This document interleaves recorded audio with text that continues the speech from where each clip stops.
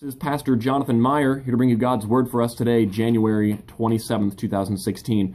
We're continuing on in John chapter 8, verse 31. Yesterday, Jesus was speaking with some Pharisees, and he called himself the light, and that this light gives life. And so he also makes the contrast about those who walk in darkness.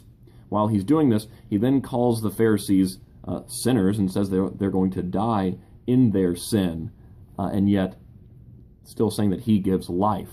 So what he's doing is he's setting up the contrast between the sinners and the righteous, the dark and the light, or the light and the dark.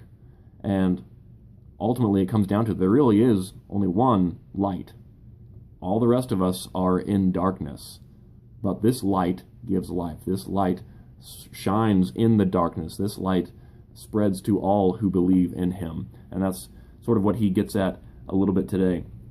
So Jesus said to the Jews who had believed in him, "If you abide in my word, you are truly my disciples, and you will know the truth, and the truth will set you free." They answered him, "We are offspring of Abraham and have never been enslaved to anyone. How is it that you say you will become free?" Jesus answered them, "Truly, truly, I say to you, everyone who commits sin is a slave to sin.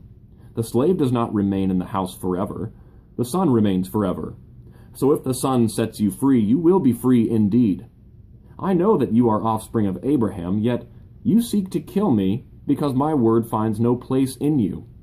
I speak of what I have seen with my Father, and you do what you have heard from your father." They answered him, "Abraham is our father." Jesus said to them, "If you were Abraham's children, you would be doing the works Abraham did. But now you seek to kill me, a man who has told you the truth that I heard from God. This is not what Abraham did. You are doing the works your father did." They said to him, "We were not born of sexual immorality. We have one Father, even God." Jesus said to them, "If God were your Father, you would love me, for I came from God, and I am here. I came not of my own accord, but he sent me.